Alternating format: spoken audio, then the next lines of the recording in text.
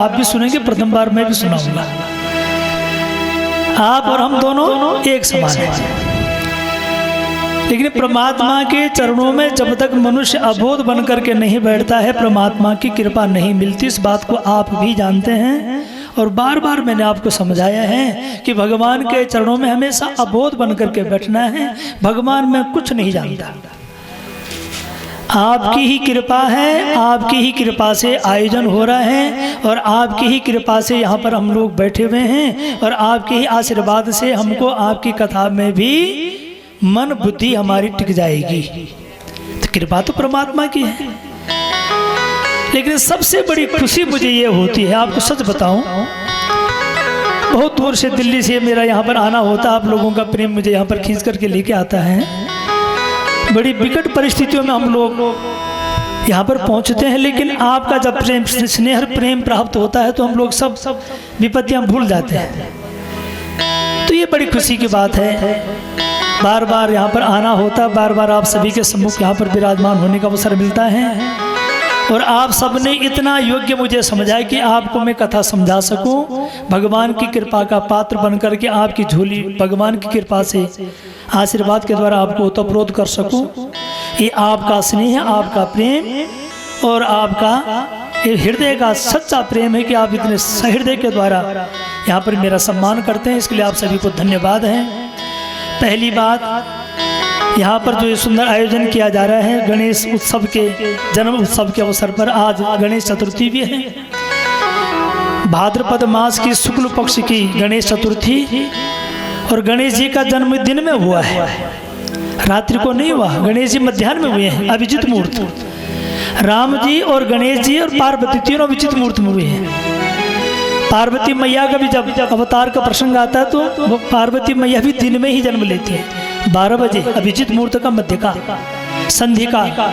ऐसे राम जी भी हुए, ऐसे गणेश जी भी हुए। गणपति भगवान की उत्पत्ति में विषय वैसे भिन्न भिन्न हैं, 18 प्रकार के पुराण हैं और प्रत्येक पुराण में ब्रह्म वैवर्त पुराण है, स्कंद पुराण है, गणेश जी का भी उप पुराण है, गणेश पुराण भी है एक उप पुराण। 18 प्रकार के पुराण हैं, 18 प्रकार के उप पुराण हैं। उनके जो छोटे, उनके नीचे उनको उप पुराण कहते हैं। उप पुराण भी गणेश जी प्रधानतया वहाँ पर गणेश जी का ही विषय है, गणेश जी की उत्पत्ति का विषय है। शिव महापुराण की कथा भी मैं आपको बार बार सुना करके गया हुआ हूँ, वहाँ पर भी गणेश जी की उत्पत्ति की कथाएं आती हैं। गणेश जी उत्पन्न शिव पुराण में भी हुए हैं। शिव पुराण में गणेश जी की उत्पत्ति पार्वती के शरीर के मैल के द्वारा हुई है। ब्रह्म वैवर्त पुराण में भगवान श्री गणेश जी की उत्पत्ति शंकर जी के आशीर्वाद के द्वारा हुई है और स्कंद पुराण में गणपति जी की उत्पत्ति हुई है। पार्वती जी जब स्नान करने के लिए गई, शरीर पर नाना प्रकार को उपटन लगा करके सुगंधित शरीर बना करके गई और उस सुगंधित शरीर के द्वारा एक पुरुषाकार वृत्ति उनके समक्ष जब उनके शरीर से उत्पन्न हुआ और पार्वती मैया ने उसको गंगा जी में बहा दिया। गंगा और पार्वती दोनों सखियां हैं, सहेली हैं और पार्वती मैया की गोदी में पुत्र के रूप में गंगा जी ने गणेश जी को दिया।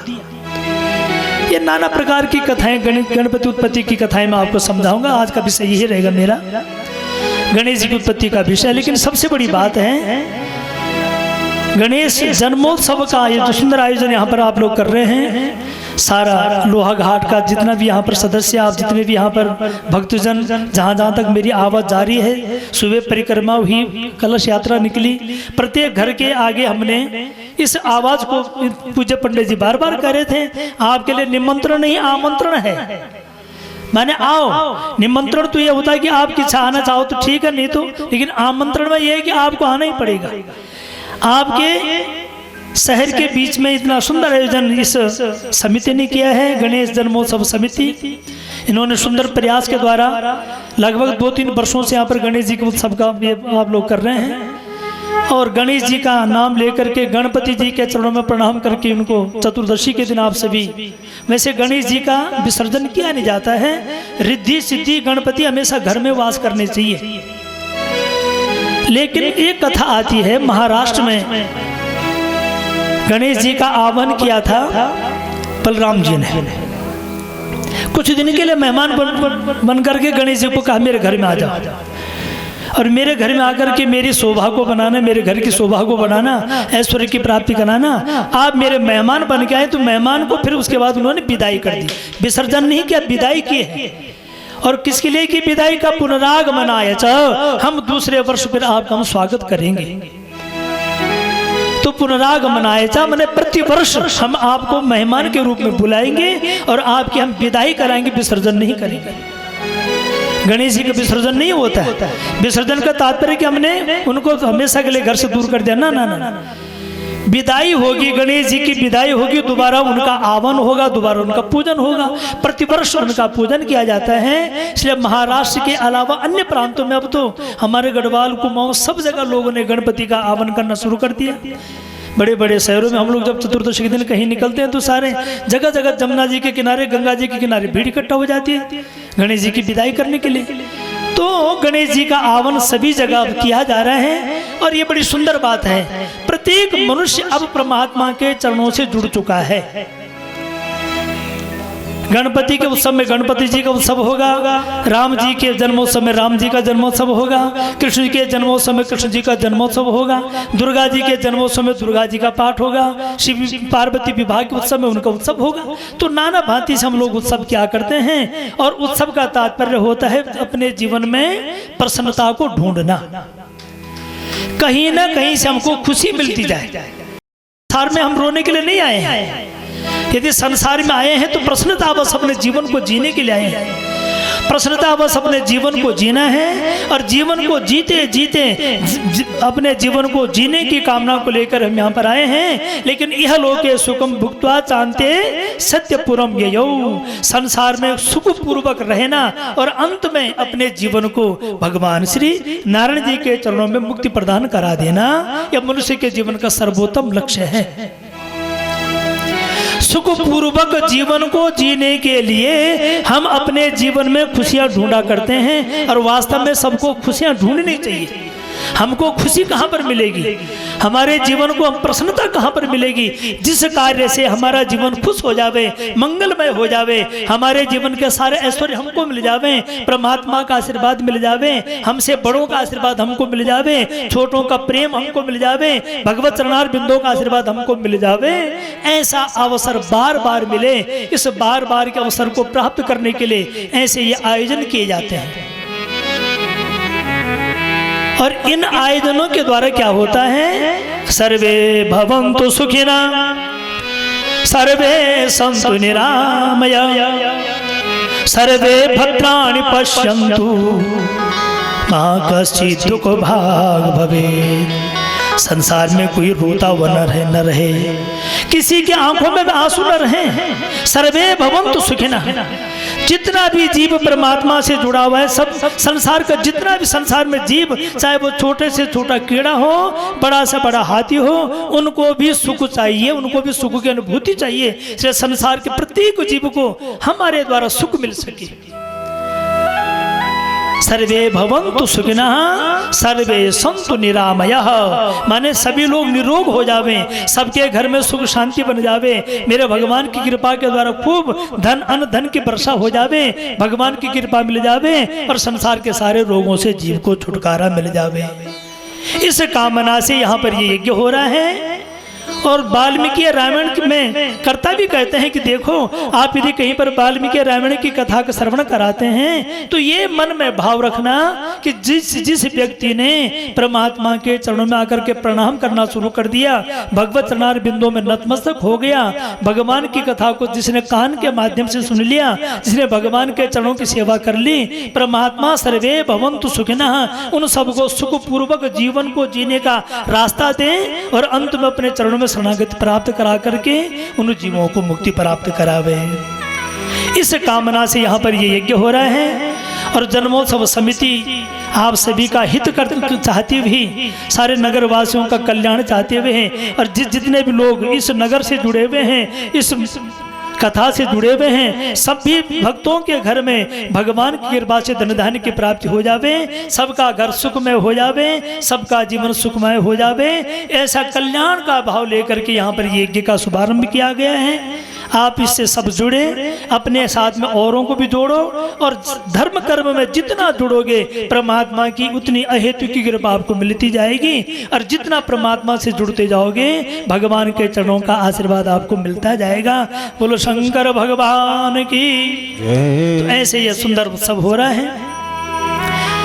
गणेश जी गणानाम ईशति गण गणेश, सामान्य भाषा में आपको बता रहा हूँ। गण क्या है? हमारे संस्कृत भाषा में गण माने एक समूह, एक वचन शब्द नहीं। गण गण बहुतों के लिए गण कहते हैं। देवता गण, मनुष्य गण, मुनि जन, जन शब्द गण शब्द बहुवचन है। इन सभी देवताओं में श्रेष्ठ जो रूप उसका नाम है गणेश। और गणेश जी की स्तुति चाहे वाल्मीकि रामायण हो, चाहे तुलसीदास जी की रामायण हो, तुलसीकृत रामचरितमानस हो, चाहे कोई भी 18 पुराण आप ले लीजिएगा, संपूर्ण ग्रंथों में गणेश जी को आदिदेव के नाम से पूजा गया है। जब तक गणेश जी की कृपा प्राप्त नहीं होती है तब तक संसार में कोई भी कार्य का शुभारंभ नहीं होता है। तो उस गणेश जी के शुभ अवसर पर यह कथा का यहाँ पर शुभारंभ कर रहे हैं। नाम है वाल्मीकि रामायण। वाल्मीकि ऋषि के द्वारा गाई गई, लिखी गई। गाई तो किसने है? लवकुश ने। जब भगवान श्री राम ने रावण को भी मारा, राक्षसों का नाश किया, अयोध्या अपनी नगरी में पुनः मेरे भगवान राम सिंहासन में आसीन हुए। सिंहासन पर आसीन होने के बाद भगवान श्री राम जब मर्यादित रूप लेकर के संसार में विराजमान थे, मर्यादा का पालन करते हुए भगवान श्री राम ने अपने ऊपर जो सीता मैया के द्वारा, क्योंकि सीता जी को जब रावण हरने के लिए वहां पर प्रस्तुत हुआ है, उससे पहले राम जी ने, तुलसी के रामचरितमानस में तो प्रसंग आया है कि राम जी ने सीता के 3 रूप बना दिए थे, सत्वगुण, रजोगुण और तमोगुण। सत्वगुण के द्वारा, तमोगुण के द्वारा और रजोगुण के द्वारा सीता के 3 रूप बनाए। उसमें कहा सीता मैया को, कही सीता मैं संसार में कुछ जग लीला करने के लिए पदार्पण करके आया हूँ, इसलिए मैं जग लीला करना चाहता हूँ, तुम अपनी छाया मुझे दे दो और तुम अग्नि में समा जाओ। और सीता मैया अग्नि में समा गई। भगवान श्री राम ने सारे संसार में उस छाया रूपी सीता के द्वारा भगवान श्री राम ने नाना प्रकार की लीलाएं की, मर्यादा का पालन किया और रावण के द्वारा छाया रूपी सीता का हरण कराया। उसी रावण का अहंकार का नाश करा करके उस रावण रूपी अहंकार, लोभ, मोह, ईर्ष्या, तितिक्षा, क्रोध, जितने भी 6 के 6 दुर्गुण, 10 प्रकार के महापाप जिस रावण में समाये हुए थे, उस रावण का भगवान ने जब नाश कर दिया था, उसके बाद सीता मैया अग्नि से पुनः प्रकट हुई और उस सीता को लेकर के भगवान श्री राम अयोध्या नगरी में पहुंचे। छाया रूपी सीता पुनः वहां पर विलुप्त हो गई। तो वही सीता रामचरितमानस में तो राम जी की गाथाएं बड़ी सुंदर भाव से गाई गई हैं। रामायण में और रामचरितमानस में यही अंतर है। रामायण में अंतर क्या? रामायण माने भगवान श्री राम है घर जिसका। बड़े ध्यान से सुनना। रामायण क्या है? अयन माने होता घर, राम माने परमात्मा। राम ही जिसके शरीर का हृदय घर रूपी घर है, अर्थात जिसके हृदय में राम जी वास करते हैं, राम घर बना करके बैठे हुए हैं, उसका नाम है रामायण। राम ही अयन यस्य सः, रामः अयनम यस्य सः रामायणः। राम से अयनम यस्य सः रामायणः। राम का जो घर है और जिस घर में राम बैठा हुआ है उसका नाम है रामायण। और तुलसी के तो रामचरितमानस वो क्या है? वो मन में धारण किया था भगवान श्री शंकर ने। वहाँ के वक्ता शंकर जी हैं और यहाँ के वक्ता स्वयं नारद जी सनत कुमार आदि ऋषियों को समझा रहे कथा, और ब्रह्मा जी वाल्मीकि ऋषि को ज्ञान दे रहे हैं और नारद जी ने वाल्मीकि ऋषि को ज्ञान दिया। वाल्मीकि जी ने लवकुश को सुनाया और लवकुश ने जाकर के अयोध्या में जाकर के भगवान श्री राम के सामने जाकर के रो रो करके राम की कथा गाथा समझाई। तो तुलसी के रामचरितमानस में क्या है? मन के द्वारा मन में जिस राम को बिठा करके निरंतर प्राणी जिसका चिंतन करता है उसका नाम है रामचरितमानस। और रामायण का तात्पर्य है जो परमात्मा आपके हृदय में घर बना करके बैठे हैं उस रामायण। तो आप सभी रामायण हैं, आप और हम सभी के हृदय में भगवान बैठे में राम बन करके बैठे। इसलिए हम सभी रामायण रूपी ग्रंथ हैं, हम सभी रामायण हैं। और इस रामायण के जो आदि कवि जो माने गए हैं उनका नाम है वाल्मीकि, और वाल्मीकि जी ने जो कथा लवकुश को सुनाई थी, वही कथा लवकुश ने राम जी को सुनाई। रामायण में यही तो बड़ी खासियत है, प्रसन्नता के विषय यह है कि राम जी खुद अपने ही पुत्रों के मुंह से अपनी गाथा सुन रहे हैं।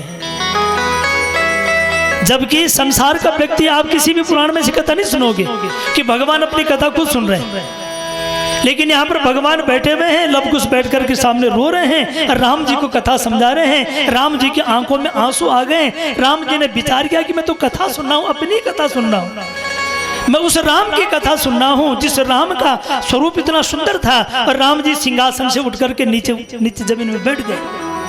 नीचे जमीन में बैठे लवकुश कथा समझाने लगे। राम जी कह रहे कि हाँ, ये चरित्र तो मेरा ही है। जब सीता जी का नंबर आया और सीता जी जो दिव्य स्वरूपिणी थी, सत्यवती थी, संपूर्ण जगत की वेदवती स्वरूपिणी थी, जितेंद्रिय स्वरूपिणी थी, सर्वशक्तिमान स्वरूपिणी थी, वो सीता मैया का शरीर जब पृथ्वी में, उसको पृथ्वी ने अपने ओर आकर्षित कर दिया, पृथ्वी ने अपनी ओर खींच दिया। राम जी रोने लगे।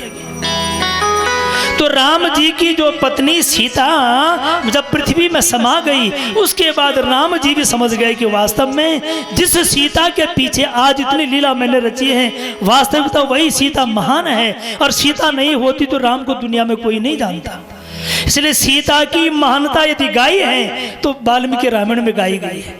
राम जी की व्याख्या तो है, लेकिन इसमें महानता सीता जी की कथा का है कि भगवान श्री राम जी जिनके सामने आंखों से अश्रु बहा करके उस सीता को धन्यवाद कह रहे हैं, उस सीता की गुण गाथा को सुन रहे हैं। मेरी कथा तो सामान्य है, लेकिन धन्य है वो सीता जिस सीता ने राम जी के साथ में उनकी पत्नी बनकर के संसार में नाना प्रकार की लीलाएं की और नाना प्रकार की लीलाएं संपन्न करने के बाद राम जी को संसार में परमात्मा बनाया और अपने स्वरूप के द्वारा राम जी की पूजा कराई, राम जी की जय जयकार कराई। अपना स्वरूप महान होने के बाद भी अपने महान तत्व को छुपा करके और पृथ्वी में जो समा गई थी, ऐसी सीता मैया की जो गुण गाता है उसका नाम है वाल्मीकि रामायण। बोलो सियावर रामचंद्र भगवान की। सीता राम राम राम, राधे श्याम श्याम श्याम, सीता राम जय जय राम राम राम, सीता राम राम राम, जय जय राम राम राम, सीता राम राम राम, राजा राम राम राम, सीता राम राम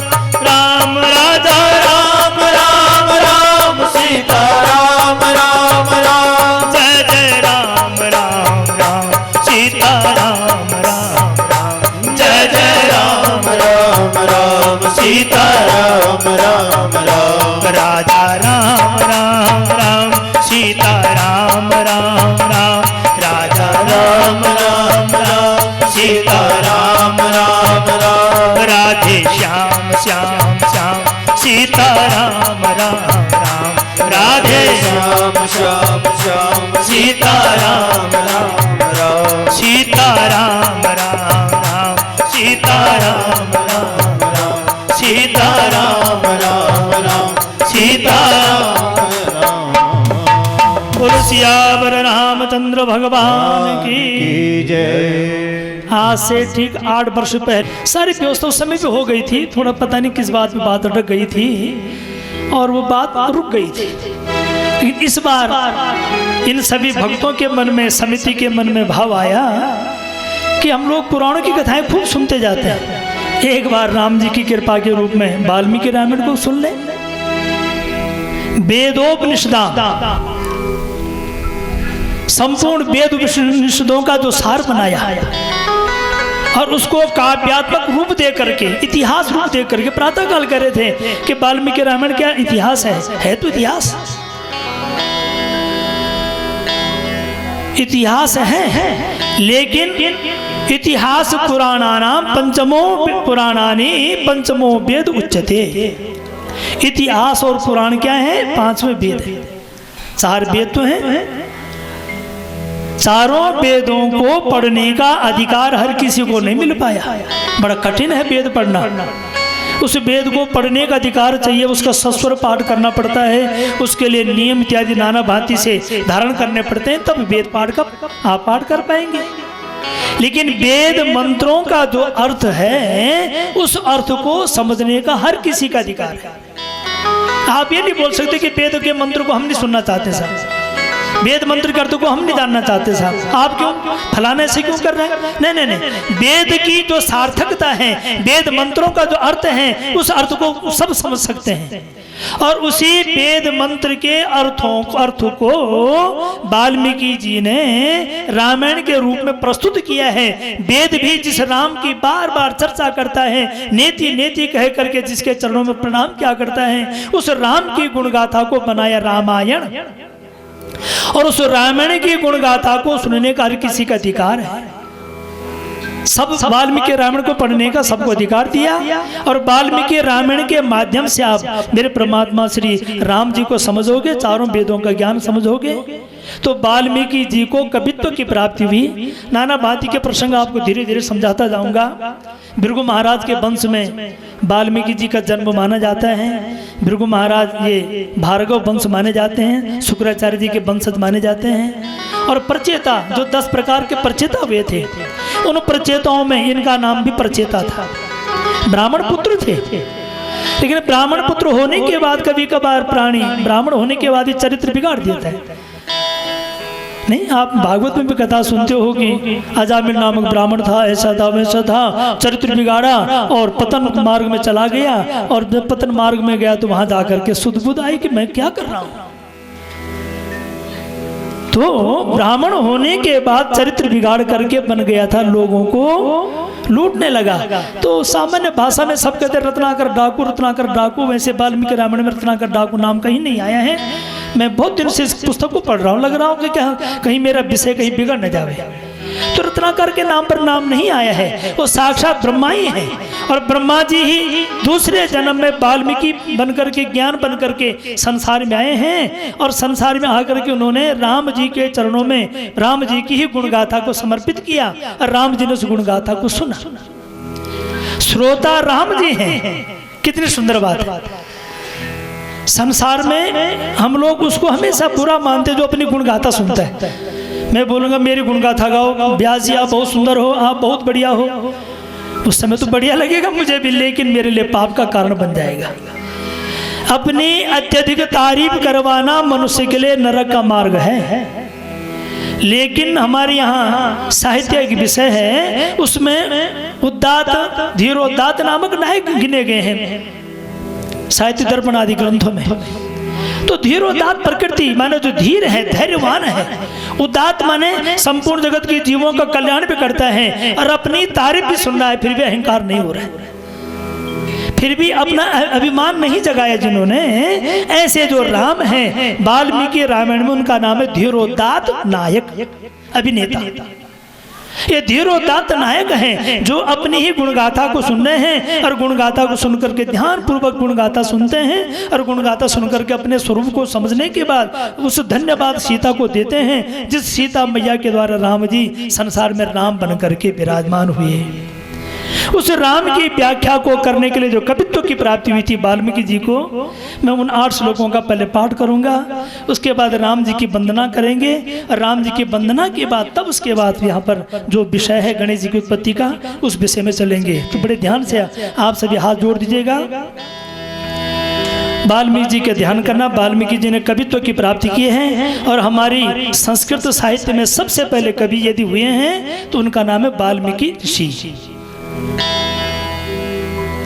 चतुष्षष्टि कोटाख्या विद्या प्रदत्तां सुराचार्य विद्या प्रदानं पदानं कठाभीष्ट विद्यार्पकं दन्तयुग्मं कविं बुद्धिनाथं कवीनां नमामि, कविं बुद्धिनाथं कवीनां नमामि, स्वनाथं प्रधानं महाविघ्ननाथं निजेच्छाद सृष्टांड बृंदेशनाथं प्रभुं दक्षिणास्य विद्या प्रदत्तां कविं बुद्धिनाथं कवीनां नमामि, कविं बुद्धिनाथं कवीनां नमामि। विभो व्यास शिष्यादि विद्या विशिष्टं, विभो व्यास शिष्यादि विद्या विशिष्टं प्रियानेक विद्या प्रदातार माध्यम महाशक्ति दीक्षा गुरुं श्रेष्ठ दत्तम कविं बुद्धिनाथं कवीनां नमामि विधात्री त्रयी मुख्य वेदांश योगम महाविष्णवे चागमाद शंकराय दिशंतं च सूर्याय विद्या रहस्यम कविं बुद्धिनाथं कवीनां नमामि कविं बुद्धिनाथं कवीनां नमामि महाबुद्धिपुत्राय चेकं पुराणं दिशंतं गजस्यास्य महात्ममुक्तं निजज्ञान सगजा समेतं पुराणं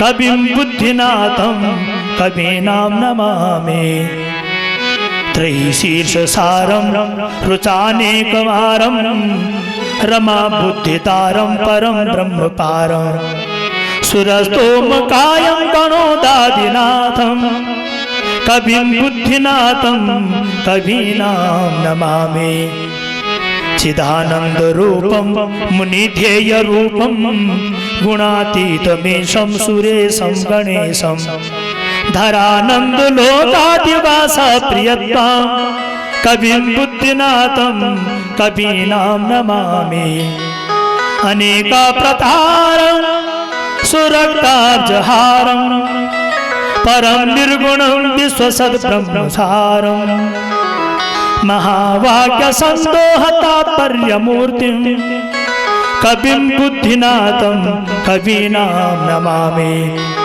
कविं बुद्धिनाथं कवीनां नमामि हृदये तु कव्यष्टकं भक्तियुक्ता हृदये तु कव्यष्टकं भक्तियुक्ता त्रिसन्ध्यं पठन्ते गजास्य स्मरन्तः कवित्वं सुवाक्यार्थमत्युद्भुतं ते लभन्ते प्रसादात् गणेशस्य मुक्तिं लभेतं प्रसादात् गणेशस्य मुक्तिं लभन्ते प्रसादात् गणेशस्य मुक्तिं वन्दहु गुरुपद पदमुपरागा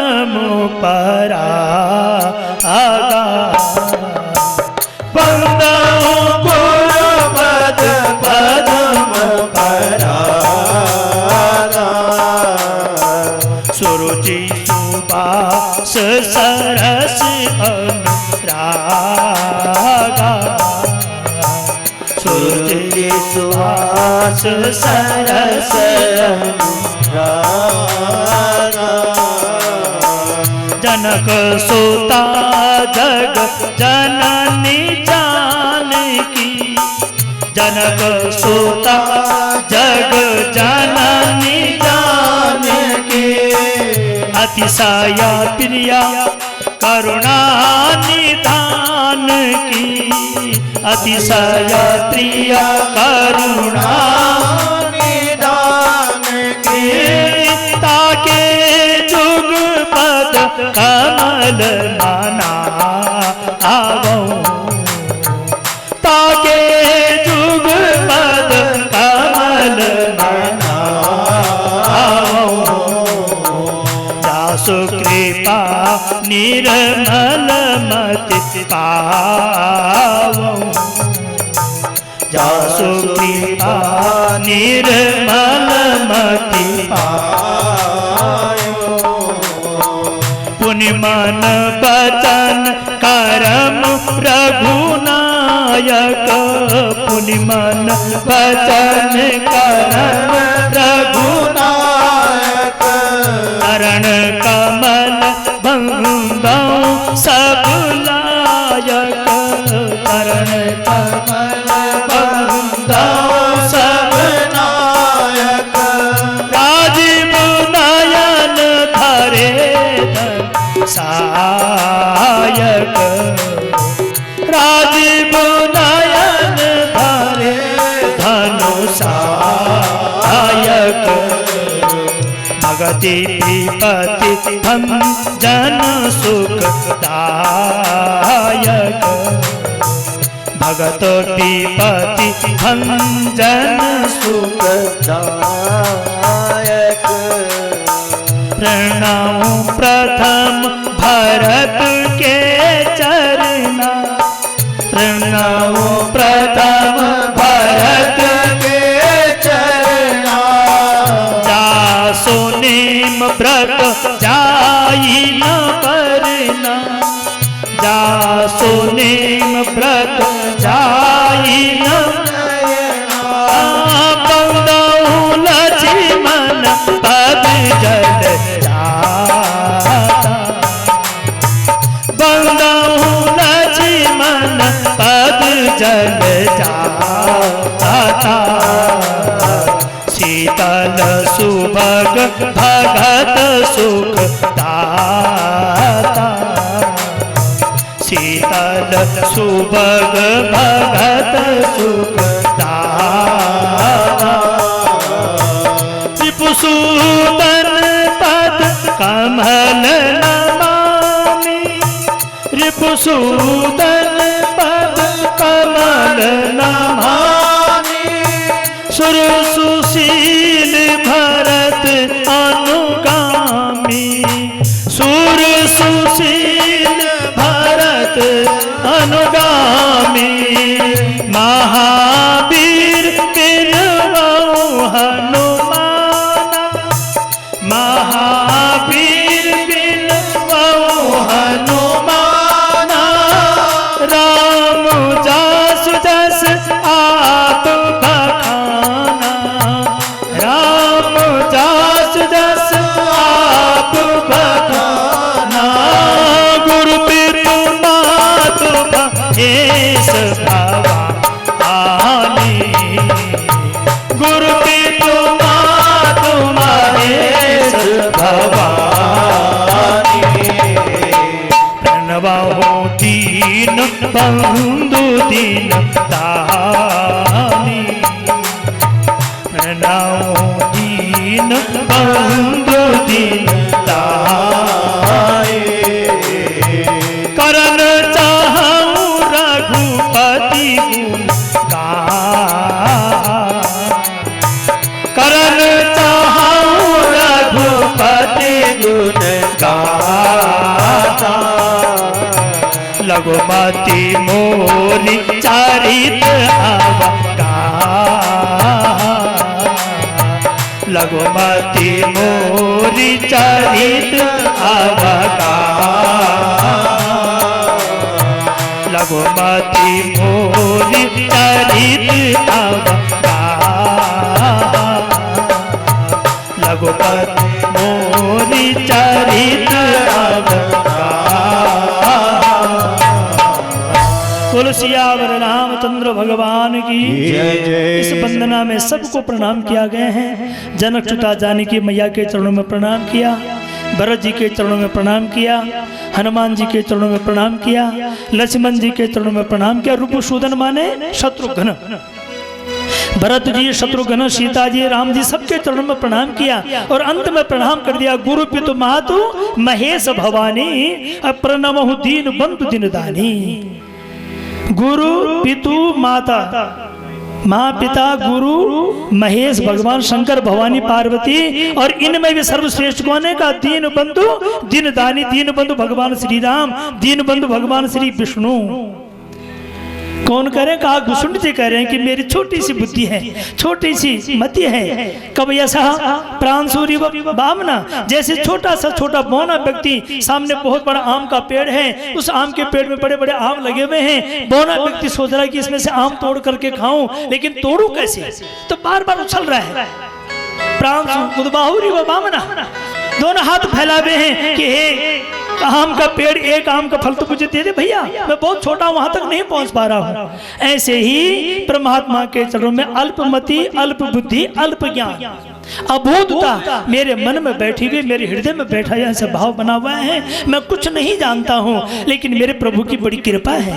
जिसके ऊपर राम की कृपा हो जाती है ना, वो छोटा सा छोटा व्यक्ति भी बड़ा कवि बन करके, महान बन करके संपूर्ण जगत में बड़ी यश गाथा को प्राप्त कर लेता है, सम्मान को प्राप्त कर लेता है। परमात्मा श्री राम की ही कृपा है। तो भागवत में तो स्पष्ट आया है, नारदो बाचा नारदो बाचा, मैंने कह रहे कि नारद जी ने कहा, नारद जी ने कहा।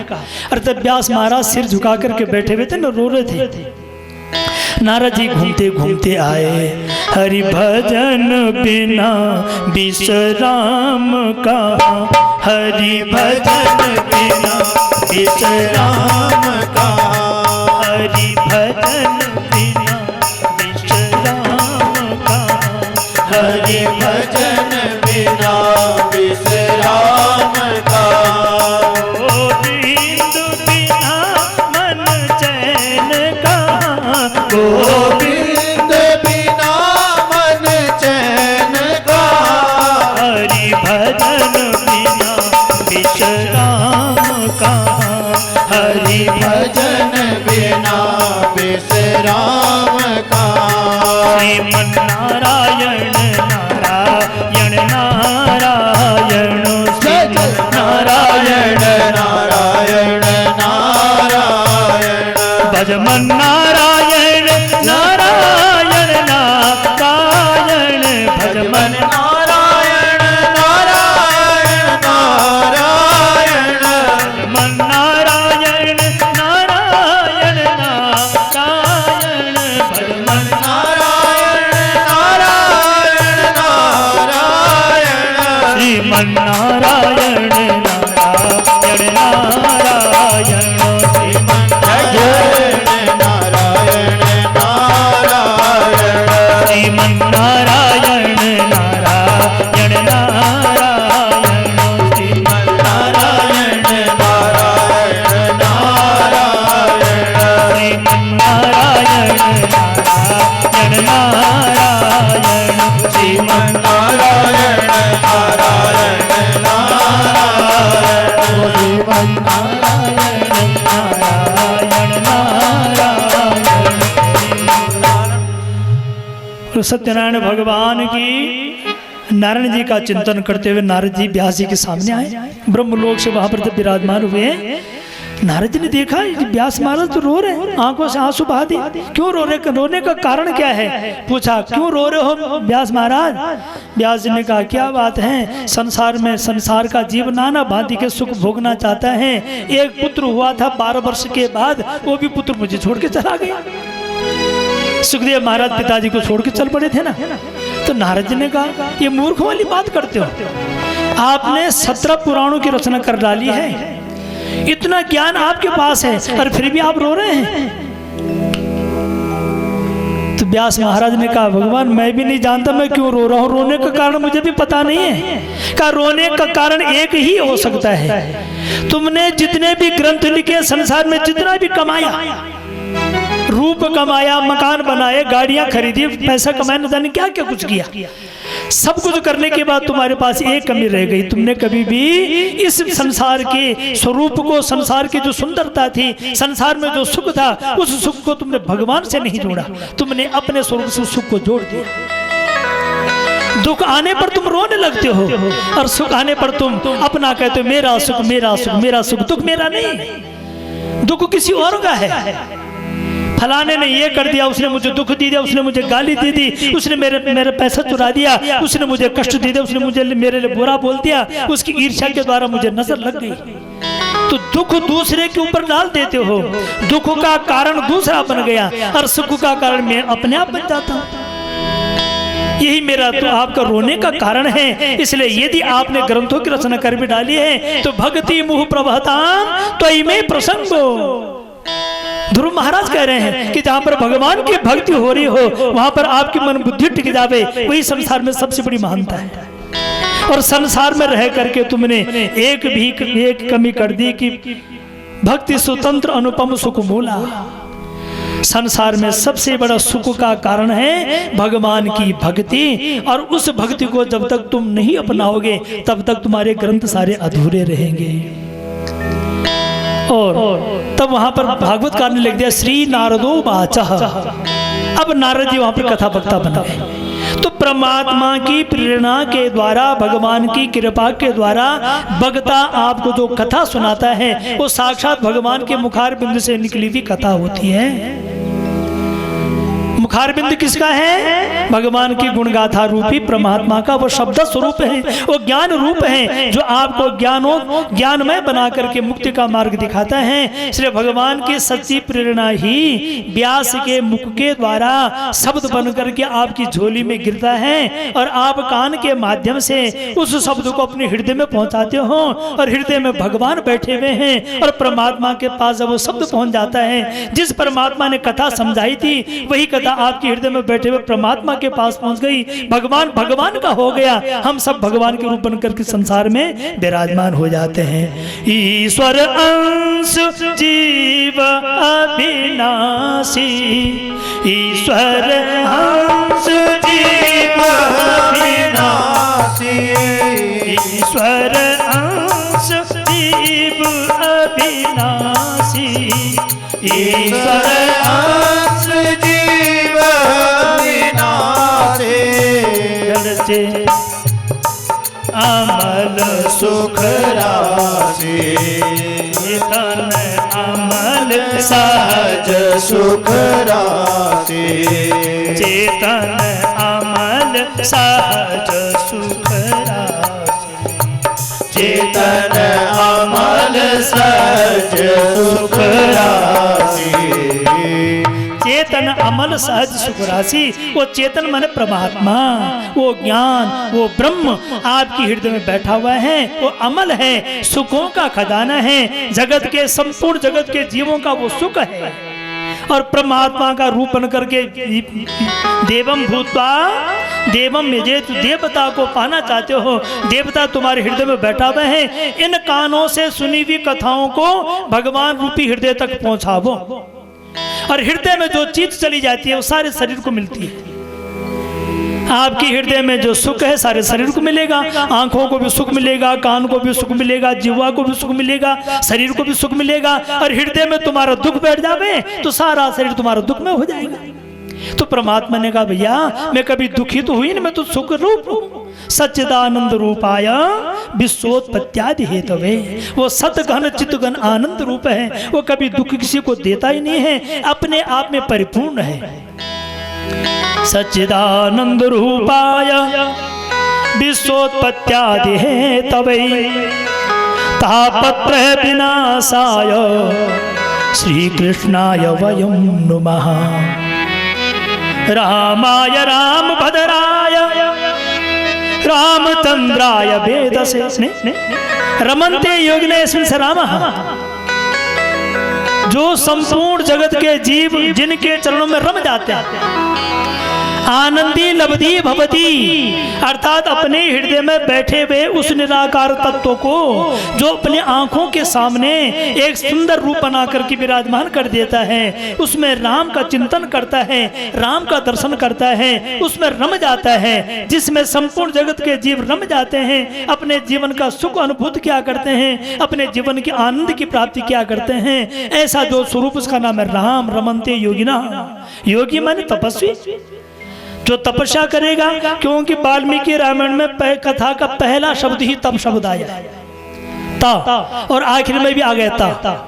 आप गायत्री मंत्र बोलो, ओम तत्सवितुर्वरेण्यम भर्गो देवस्य धीमहि धियो यो नः प्रचोदयात्। आखिर में भी ता और पहले भी ता, तत् में ता और दयात में भी ता, प्रचोदयात्।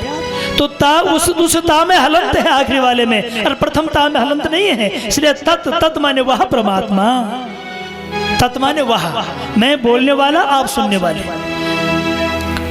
प्रथम पुरुष, मध्यम पुरुष, उत्तम पुरुष। तो मध्यम कौन है? आप है, आप सुन रहे हैं। उत्तम पुरुष मैं बोल रहा हूं, और प्रथम पुरुष कौन है का जिसके लिए बोला जा रहा है। तत् तुम असी, तत् माने वहां, तुम माने आप, असी माने हो, वही परमात्मा के रूप तुम हो जिस परमात्मा की कथा में तुम्हें सुनाने जा रहा हूं। वो तत् है, वो तत् रब्द शब्द से प्रयुक्त होता है। तत् माने वह जनमहाद्यस्य यतो नया दितिरतस् चार्ते स्वभिज्ञस्वरा तेने ब्रह्म हृदय आदि कवये मुह्यन्ति यतो सूरया तेजो वारिमृधाम यथा विनिमयो यत्र त्रिसर्गो मृषा धाम्ना स्वेन सदा निरस्तकोऽहं सत्यं परं धीमहि।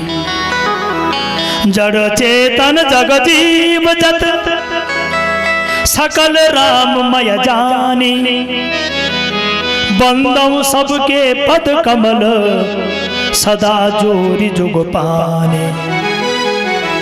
राम चरण रति जो चाहे अथवा पद निर्वाण, भाव सहित सो यह कथा करहु श्रवण पुटपान। जड़ चेतन जग जीव जीव जत, संसार में जितने भी जड़ है माने वृक्ष हैं, पत्थर है, नदी है, जल जल का रूप है, पृथ्वी जल तेज वायु आकाश, पांच भौतिक तो जिस जिस रूप में संसार में विराजमान है, उन सब में जो समाया हुआ है उसका नाम है का तत्। निज बुद्धि बल भरोस मोहि नाही, निज बुद्धि बल भरोस मोहि नाहि, निज बुद्धि बल भरोस नाही, ताते बिनाया करहु सब पाहि, ताते बिनाया करहु सब पाहि। बंदहु नाम राम बर को, बंदहु नाम राम रघुबर को, हेतु कृषानु भानु हित कर को, हेतु कृषानु भानु हित कर को, हेतु कृषानु भानु हित कर को, हेतु कृषानु भानु हित कर को। संसार में जिसने पर्वत बनाए, संसार में जिसने वृक्ष बनाए, संसार में जिसने जीव की उत्पत्ति की है, जड़ चेतन जग जीव जत, नहीं वही सकल राममय जाने, संपूर्ण जगत राममय है, सबको उत्पन्न करने वाला तो वही है, वही राम है। उस राम का नाम दिया तत्, और उस तत् की व्याख्या दी है गायत्री मंत्र के द्वारा। गायत्री मंत्र में 24 अक्षर हैं और वाल्मीकि रामायण में भी 24,000 श्लोक हैं। इसमें 7 मुख्यतः कांड हैं। अन्य ग्रंथों में कहीं स्कंद हैं, कहीं उसको अध्याय के रूप में गाते हैं, लेकिन यहाँ पर कांड के रूप से गाया गया है। इसमें 7 कांड हैं। कांड माने एक विशेष परिस्थिति आने पर कुछ जो अघटित घटना घटी, उसका नाम है कांड। और इसमें 665 सर्ग हैं। इतना बड़ा ग्रंथ है वाल्मीकि रामायण।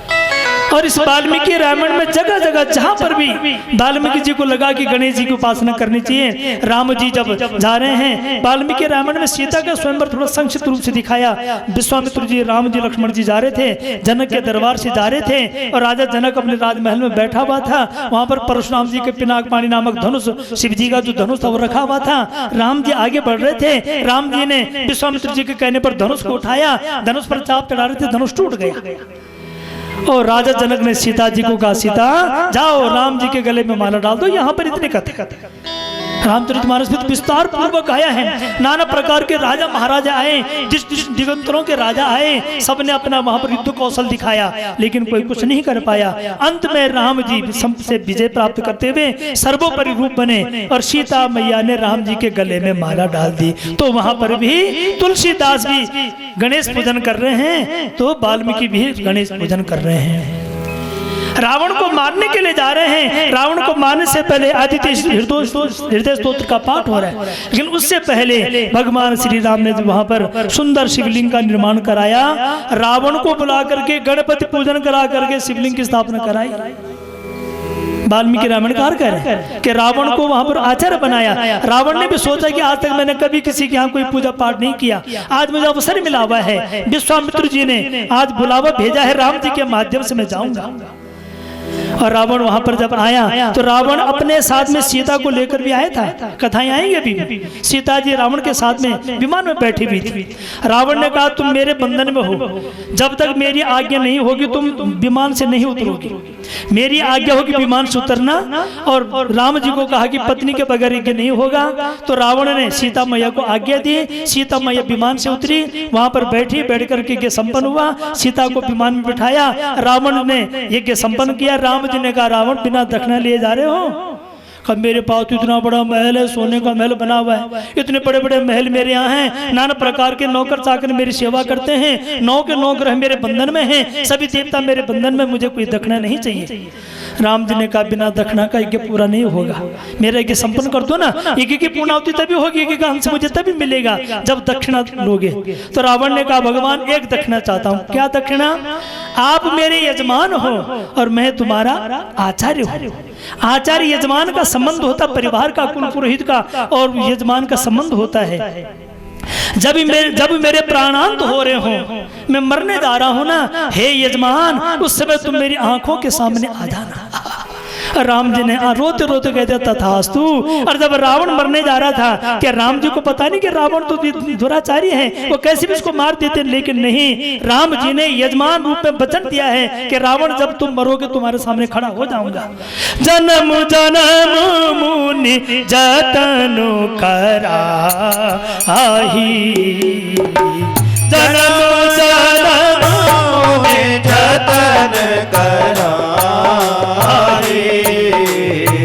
अंत राम कही आवत नाही, अंत राम कही आवत नाही।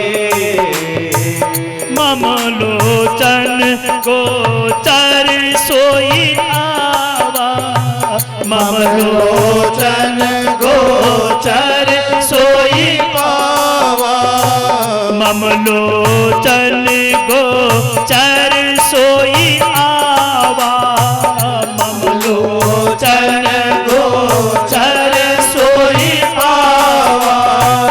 बहुरी की असी प्रभु बहुरी बनावा, बहुरी की असी प्रभु बाहुरी बनावा। सुनाम बल शंकर काशी, जा सुनाम बल शंकर काशी। दे तो सबहि समगति अविनाशी, दे तो सबहि समगति अविनाशी, दे तो सबहि समगति अविनाशी, दे तो सबहि समगति अविनाशी। देत सबई समगत विनाशी। बाली ने रो रो करके राम जी के चरणों में कहा था, राम जी आपको पाने के लिए संसार के जीव नाना भांति से भटक भटक करके साधु सन्यासी बन करके गुफाओं में बैठ जाते हैं, हाथों में माला लेकर के नाम जपा करते हैं, तभी भी आपका दर्शन प्राप्त नहीं होता है। आज उस बाली ने, उस रावण ने अपनी भक्ति के माध्यम के द्वारा राम जी को सामने खड़ा कर दिया। भक्ति स्वतंत्र अनुपम सुख मूला। भगवान की भक्ति क्या है? अनुपम सुख को देने वाली होती है। इसलिए हे व्यास महाराज, जब तक उस भक्ति की गाथा नहीं गाओगे ना, तुम्हारा ग्रंथ पूरा नहीं होगा। और व्यास महाराज ने भी ग्रंथ पूरा करने के लिए गणेश जी का सहारा लिया। गणेश जी ने, महाभारत भी गणेश जी ने लिखा है। पुराणों में कथा ये कि गणेश जी का अनंत रूप है, लेकिन मुख्यतः गणेश जी 3 बार अवतार लेते हैं। बड़े ध्यान से सुनना, गणेश जी की कथा में चल रहा हूँ, गणेश जी के प्रसंग में चलते हैं, क्योंकि आज गणेश जी का उत्सव का दिन है। कथा तो वाल्मीकि रामायण की चलनी ही है, कल से कथा निरंतर आपको हम समझाएंगे, लेकिन एक भजन और एक आरती गणेश जी के रोज ही होगी। इसलिए गणानाम ईशति गणेशः आदो पूजो विनायकः। क्या बोले? तुलसीदास जी ने भी बार बार गणपति पूजन किया। वाल्मीकि जी ने भी बार बार गणपति पूजन किया। अन्य पुराणों में जितनी भी कथाएं आई हैं, जितने भी ग्रंथ रचे गए हैं, सब में बिना गणेश जी की पूजा के बगैर कार्य का शुभारंभ नहीं हुआ। यहाँ तक कि महान ग्रंथ महाभारत भी गणेश जी ने अपने हाथों से लिखा है। बोलो गणपति भगवान की। इसलिए आदो पूजो विनायक का किसी भी कार्य के शुभारंभ में गणेश जी को पूजा जाता है। तुम ब्रह्मा, तुम विष्णु, तुम रुद्र, तुम इंद्र, तुम अग्नि, तुम वायु, तुम सूर्य, तुम चंद्रमा, तुम ब्रह्म भूर्भुवः स्वरोम। गणेश शतपथ पाठ में लिखा हुआ है। आप ब्रह्मा हो, आप विष्णु हो, आप भगवान रुद्र हैं। भगवान शंकर और पार्वती का विवाह हुआ। विवाह होने के बाद उनका एक पुत्र हुआ था जिसका नाम था कार्तिकेय। कार्तिकेय पुत्र भी इसलिए हुआ था कि एक राक्षस जब संसार में उत्पन्न हुआ था, तारकासुर उसका नाम था। शिव पुराण में कथाई हुई है। और तारकासुर ने वचन मांग दिया ब्रह्मा जी से कि भगवान शिव के पुत्र के अलावा मुझे कोई न मार सके। तो सभी देवता दौड़े दौड़े शंकर भगवान के चरणों में चले गए। भगवान अब क्या होगा?